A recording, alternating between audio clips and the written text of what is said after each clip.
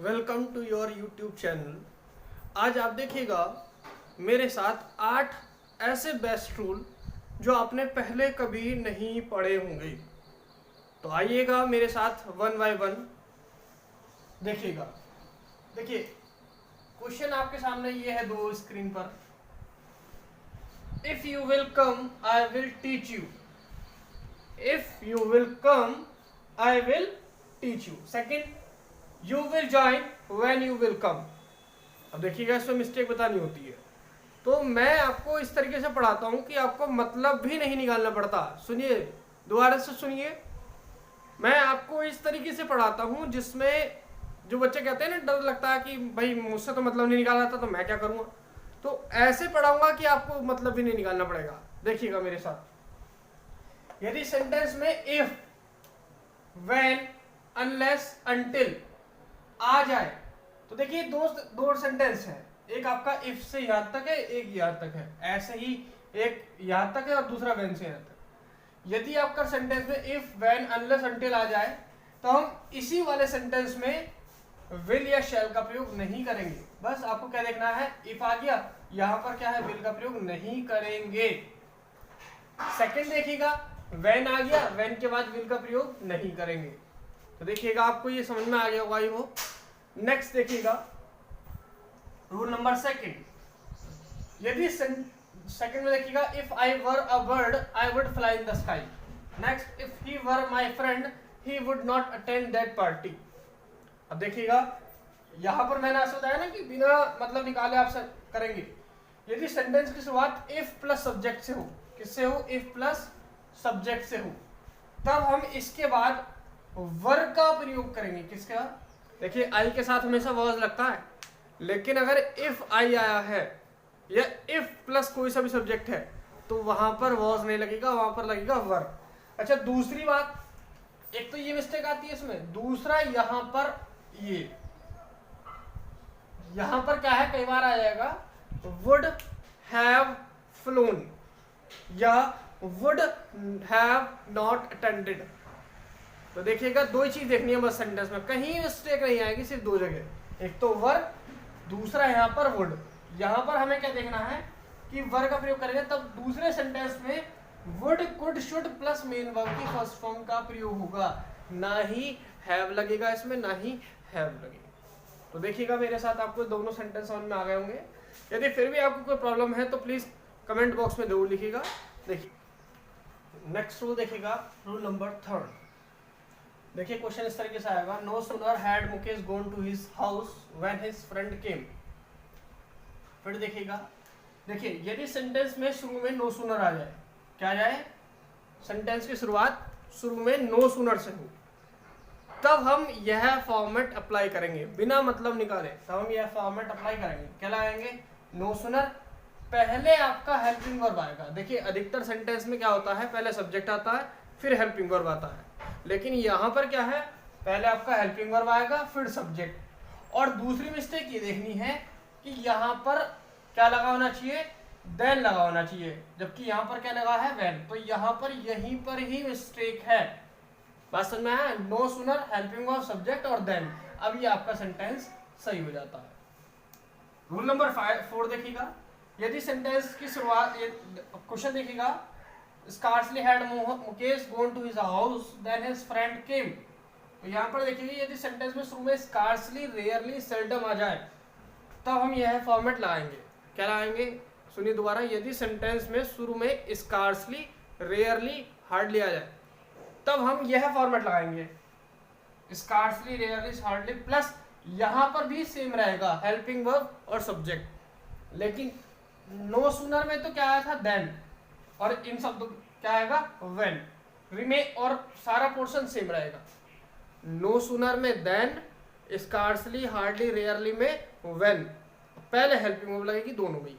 Next rule देखिएगा, next rule देखिएगा, rule number 5। Rule number 5 में क्या है, यदि इट इज टाइम से शुरुआत हो, यदि सेंटेंस की शुरुआत इट इज टाइम से हो, तब हम यह फॉर्मेट लगाएंगे। तो देखिए ध्यान रखिएगा, यदि सेंटेंस की शुरुआत इट इज टाइम से हो टाइम में कोई सा भी हो, high time, about time, next time, कोई सा भी टाइम है, तब हम यह फॉर्मेट लगाएंगे। जैसे इट इज टाइम, कुछ भी हाई टाइम आ सकता है, अबाउट टाइम भी, कोई सा भी टाइम आए।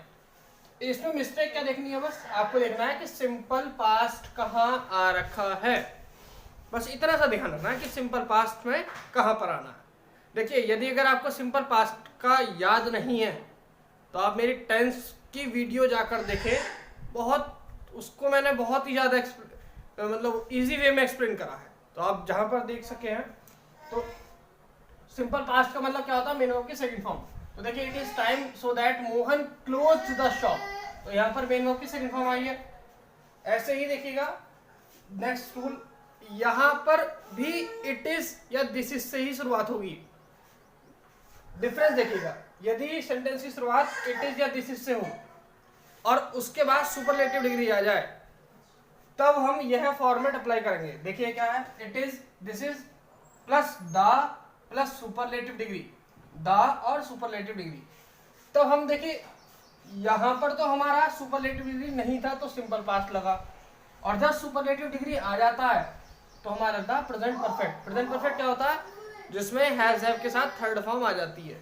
तो देखिए यहाँ पे लिखा that I have purchase from the market, तो आपको समझ में आ गया होगा आई होप। नेक्स्ट रूल देखिएगा, रूल नंबर 7। रूल नंबर 7, यदि रूल नंबर 7 में देखिएगा, यदि बीच में सिंस आ जाए, क्या आ जाए, बीच में सिंस आ जाए, कहाँ आ जाए, बीच में। देखिएगा इस सारे सेंटेंस में अधिकतर स्टूडेंट जो है कंफ्यूज होता है। वो यहाँ पर क्या है, जैसे सिंस देखा और यहीं पे उसको लगा दिया क्या, वो ही हैज बीन, और प्लेड का कर दिया प्लेइंग, जबकि वो गलत हो जाएगा। क्योंकि देखिएगा उस वाले रूल में और इस वाले रूल में डिफरेंस है। मैं आपके साथ वो लेकर आया हूँ जो आपने शायद ना पढ़ा हो, वो नहीं जो आपने पढ़ रखा है, लेकिन डिफरेंस बता देता हूँ। देखिए यदि अगर सिंस उसमें बीच में आता है, सिंस इसमें बीच में आता है, यदि यहाँ पर सिंस के बाद टाइम आ जाए, क्या जाए, टाइम, तब हम ये लगाएंगे बीन। जैसे क्वेश्चन आता है ना, he has been playing football since morning, Raman has been going to Mumbai since 1920, तो देखिए सिंस के बाद समय है तो हैज बीन लगेगा।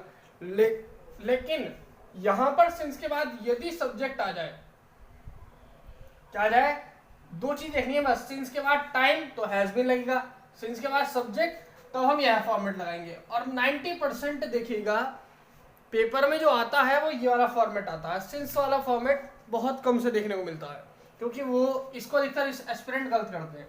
तो सिंस से पहले तो लगेगा क्या, प्रेजेंट परफेक्ट, कब, जब सिंस के तुरंत सब्जेक्ट आ जाए, और उसके बाद लगेगा सिंपल पास्ट। दो जगह देख लेना, सेंटेंस को पढ़ने की जरूरत ही नहीं, पढ़ने की मतलब उसका मतलब निकालने की जरूरत ही नहीं पढ़ने की, बस दो जगह देख लीजिएगा।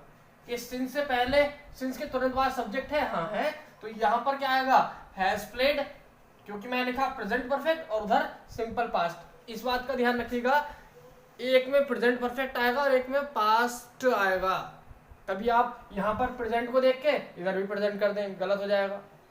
नेक्स्ट देखिएगा, When I reached at the station, the train had gone। देखिए यहाँ पर दो एग्जाम्पल मैं आपके सामने लेके आया हूँ।